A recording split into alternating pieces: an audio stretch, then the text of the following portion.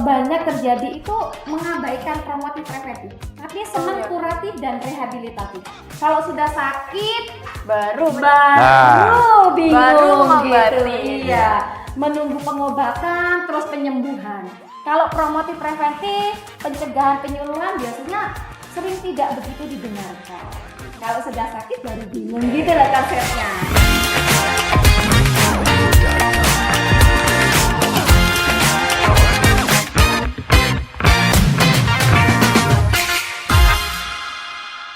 Ini Mbak E, saya nyambung dari yang disampaikan Mbak Sewi. Sebetulnya ada dinas yang pengampu yang lebih lebih terjun ke ya terjun ini ya lebih kompeten di bidang ini, Dinsos P3 AKB. Ya makanya di Dinsos itu ada program yang namanya Stop Anak Melahirkan Anak itu tadi.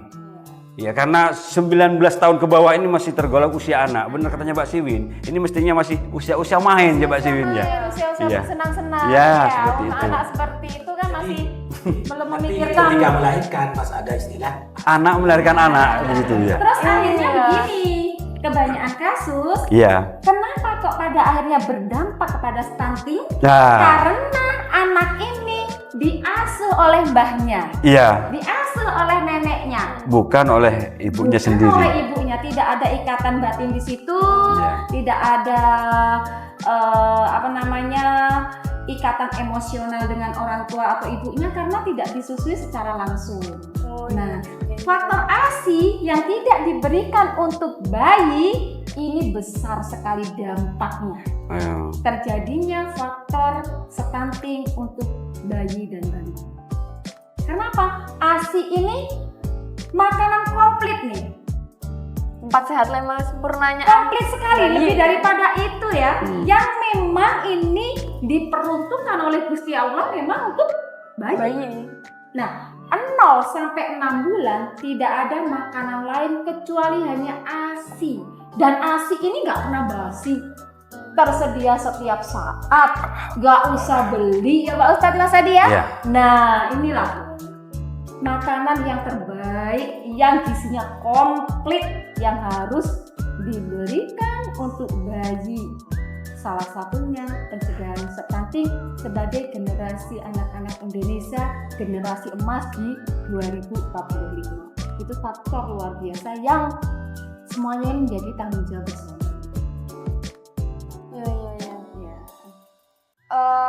Ini kalau untuk dampaknya tadi kan sudah disampaikan secara luas sekali ya Pak.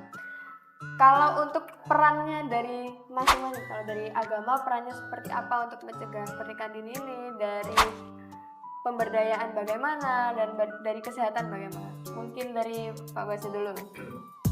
Peran atau usaha usaha gimana pernikahan dini walaupun pas tidak harus 100% nggak ada kan menguranginya. Mungkin diantaranya karena alhamdulillah saya sendiri sebagai penyuluh agama banyak langsung bersentuhan dengan masyarakat. Mungkin melalui majelis taklim atau ada acara-acara di masyarakatan ya. Bisa langsung bersentuhan dengan masyarakat mengenai berkawin dan negatifnya apa sedampak-dampaknya. Kalau ini saya tanya, kan jenengan turun langsung ke masyarakat untuk memberitahu bahwa ini loh pernikahan dini itu jangan kayak gini. Itu kan sedikit bertolak belakang sama budaya atau sedikit lawan arus budaya gitu. Itu apa ada respon masyarakat yang kayak enggak, kan jenengan kan penyuluh agama harusnya tahu yang seperti saya bilang tadi. Apa pernah ada kejadian kayak gitu? Ada di antaranya benar apa yang dikatakan Pak Adi tadi. Ada unsur SDM, ada unsur ekonomi. Itu. Jadi perkawinan mesti ada, terutama lagi di pedesaan. Makanya ketika dibandingkan di desa dan di KUA yang banyak perkawinan dini itu di pedesaan. Jadi dari siklus budaya itu tadi nggak bisa langsung di stop, jangan nikah, jangan tapi harus punya solusi. Iya. Bapak Kepala KUA tahu betul itu solusinya seperti apa. Kemarin sudah omong-omongan sama kepala KUA. Kalau dari pemberdayaan, perannya untuk menstop siklus pernikahan dini ini bagaimana? Baik ya. Sementara ini dari kita khususnya di pemerintah Kecamatan Hujukan dalam hal ini seksi Kesos dan pemberdayaan masyarakat desa ya itu tadi saya rasa sama dengan Ustadz Basit ya. Yang kita lakukan adalah memberikan informasi-informasi betapa pentingnya tentang pencegahan pernikahan dini ya. Satu contoh yang kita laksanakan adalah setiap desa itu punya waktu khusus untuk menyelenggarakan yang namanya pengajian. Dan kita bagian tim Kesos ya, kita selalu menghadiri baik itu di luar jam dinas maupun jam dinas. Satu contoh di Wonosari. Di Wonosari itu, desa Wonosari itu setiap malam Senin Legi itu mengadakan yang namanya pengajian rutin istighosah bersama para tokoh guru ngaji dan tokoh agama. Nah, di situ juga kita hadir di situ. Ya, setiap kita hadir, pasti kita selalu memberikan pencerahan terkait betapa pentingnya pencegahan masalah larangan pernikahan dini seperti itu. Baik itu dari segi kesehatannya, dan kita kolaborasi, Pak. Termasuk kita juga ngajak dari teman-teman PLKB ya di Kecamatan Hujukan seperti itu. Selain ini juga kita sinerginya ada yang namanya banyak kegiatan inovasi yang dimunculkan oleh Mbak Siwin selaku ini kalau saya boleh bilang ujung tombak dari tenaga kesehatan di Kecamatan Hujukan. Kita ada pokoknya selalu bersinergi seperti itu, Mbak. Oh iya. Kalau dari kesehatan perannya bagaimana? Kalau dari kami dari kesehatan, kami ada program untuk kita lakukan penyuluhan baik di usia SMA ataupun SMP ataupun MTS dan MAN. Nah, terkait dengan masalah reproduksi kita sampaikan dari usia masih SD. Yeah. Tapi kalau terkait dengan masalah pernikahan dini dan sebagainya, dampaknya itu kami sampaikan di usia SMP dan SMA ataupun sederajat. Di mana kami sampaikan di situ Mas Adi, dampaknya seperti apa apabila kalian melakukan pernikahan dini terkait dengan reproduksi tubuh kalian itu nanti begini. Kita sampaikan di situ, kita lakukan penyuluhan secara instan. Kita datang ke sekolah-sekolah itu memang ada program terkait dengan itu berapa bulan sekali? Kalau bulannya karena sekolah kita banyak, sekolah kita dari SD sampai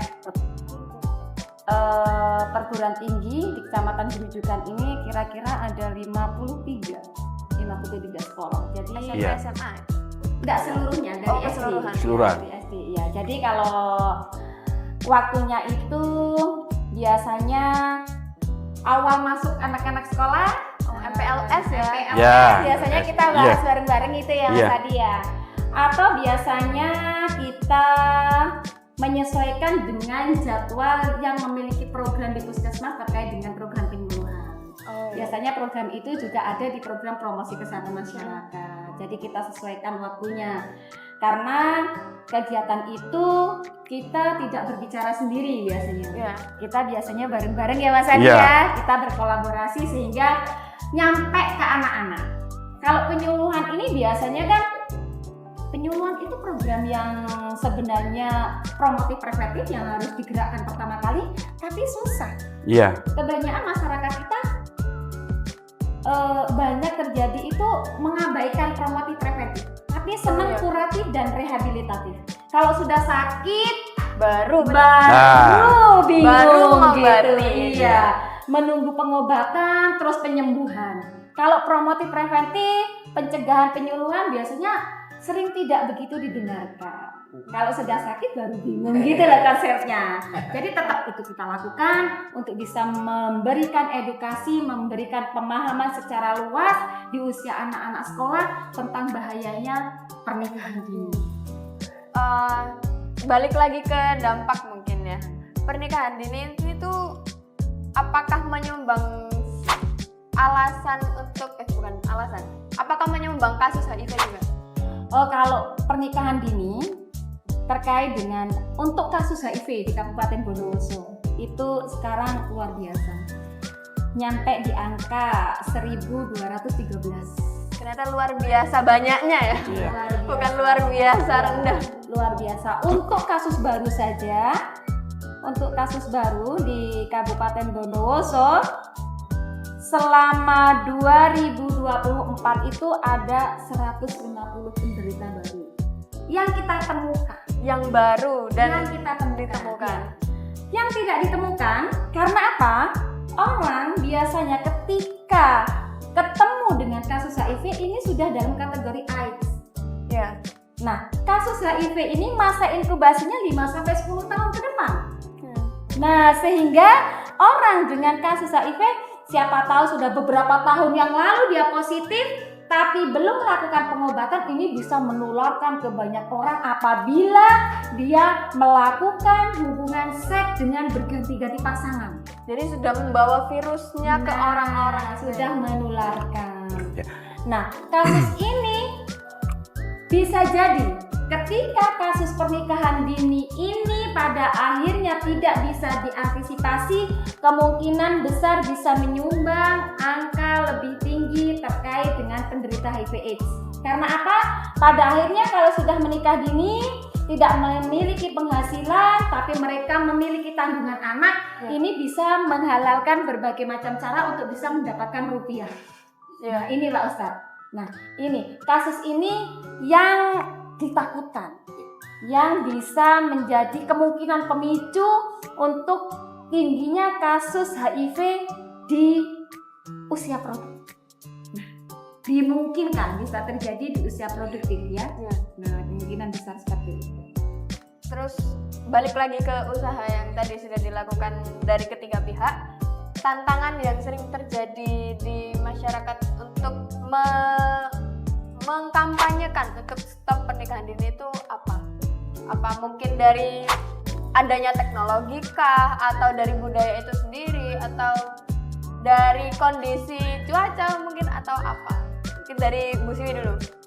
Kalau tantangan ya, tantangan terjadinya banyak ya pernikahan dini ya. Kalau saya mengevaluasi itu karena sekarang media itu luar biasa mendapatkan akses ya Mas Adi ya. Dari anak-anak saja loh mau mendapatkan informasi apa saja, ini di gadget ini mudah sekali. Dari anak-anak biasanya dari film kartun dan sebagainya. Nah, dari pemerintah sendiri harusnya lebih mensensor terkait dengan masalah mestinya gitu ya. Nah, hal-hal yang seperti itu sehingga apa? Kemungkinan besar pemicu pernikahan dini itu dari informasi-informasi yang didapatkan dari media sosial yang banyak tidak bertanggung jawab terkait dengan itu. Nah, sehingga apa? Batasan-batasan untuk anak-anak bisa menggunakan media sosial ini harusnya ada batasan-batasan tersendiri. Anak-anak mungkin belum bisa mengakses menggunakan media HP. Sekarang kan anak-anak sudah canggih sekali ya Pak Ustadz, Mas Adi ya. Lebih kecanggihan dari orang tua. Orang tua kadang sampai di password yang orang tua sendiri nggak bisa buka loh. Anak-anak bisa melakukan itu. Nah, hal-hal yang demikian ini mungkin menjadi bahan evaluasi bersama untuk bisa dijadikan solusi. Kira-kira bagaimana nih ya solusinya? Apa sih yang harus kita lakukan? Dan yang terpenting adalah pendekatan dalam keluarga. Iya itu. Sekarang ya Mas Adi ya, anak-anak itu nggak seperti dulu. Kalau dulu waktunya maghrib itu bisa sholat bareng, bisa ngaji bareng di musola. Sekarang jarang sekali itu kita temui. Bisa makan bareng dengan orang tuanya, bisa ngobrol gitu ya. Kalau sekarang maghrib setelah sholat mungkin sudah punya kepentingan sendiri-sendiri. Ada yang main game ya, ada yang menggunakan gadget dengan kepentingannya. Nah, ini mungkin nanti bisa menjadikan solusi bersama, menjadikan inovasi untuk kami juga untuk bisa bagaimana sih kira-kira sedikit saja mengurangi dari risiko yang sudah terpapar ataupun bisa memberikan solusi sedikit untuk masyarakat. Ini yang perlu kita pikirkan hari ini. Jadi itu tantangan juga untuk agama dan masyarakat. Terus ini lagi Mbak ya, ada tambahan ya dari kami selaku pemerintahan. Dari beberapa tahun 2 tahun terakhir ini memang itu instruksi dari Pemkab ya.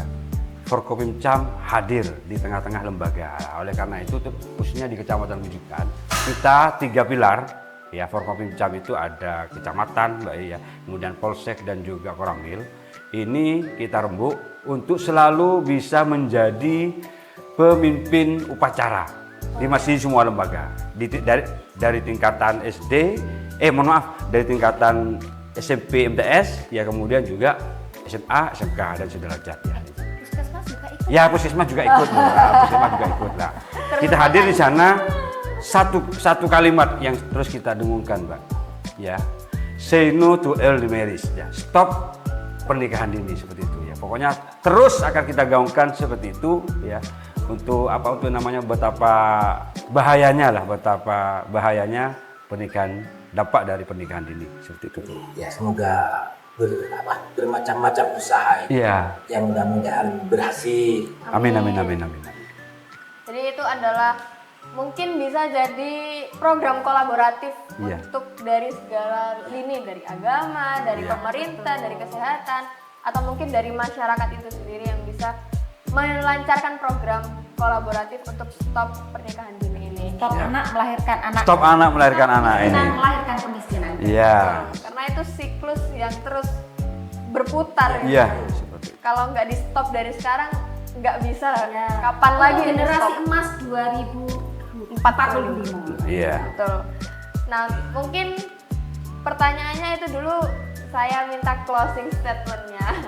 Mungkin dari Pak Basit bisa mengarah ke kamera itu, minta closing statement-nya itu gimana tentang pernikahan ini? Ya, harapannya atau pesan? Dari segi agama, kebetulan memang penyuluh agama di Kecamatan Bujukan juga pimpinan Majelis harapan ke depan menuju Indonesia emas. Indonesia emas. Indonesia emas. Mungkin 1 tahun 2 tahun berikutnya pernikahan dini sudah mengurangi. Syukur-syukur sudah tidak ada di Indonesia. Amin. Sudah. Cukup. Kalau dari Mbak Siwi, Iya. bisa ke kamera itu. Baik. Kalau kami dari sisi kesehatan, ayo cegah stunting itu penting. Stop anak melahirkan anak. Ayo kita buat generasi emas di 2045. Terima kasih. Padi, persilahkan. Saya itu orangnya simpel, jadi closing statementnya cukup simpel aja. Say no to early marriage, ya stop. Katakan tidak untuk pernikahan dini. Itu saja. Terima kasih. Wah, keren banget untuk bintang tamu kita hari ini yang pastinya sangat mindful, isinya daging semua kalau kata anak Gen Z sekarang. Daging semua ini isinya mateng. Terus kalau dari saya nih closing statementnya mungkin karena saya mahasiswa, jadi mahasiswa itu identik sama pergaulan bebas. Stop pergaulan bebas karena biasanya itu yang jadi titik utama dari pernikahan dini atau faktor utama dari pernikahan dini. Sepakat. Keren. Jadi kurang-kurangi itu main-main malamnya. Iya itu. Gitu saja teman-teman, terima kasih sudah nonton selama ini sampai habis. Terima kasih juga kepada Mas Adi, Mbak Siwi dan Pak Basit. Sampai jumpa kembali di channel kita hari ini. Keren. Jangan lupa like, comment, dan subscribe. KUA keren, KUA Bujukan keren.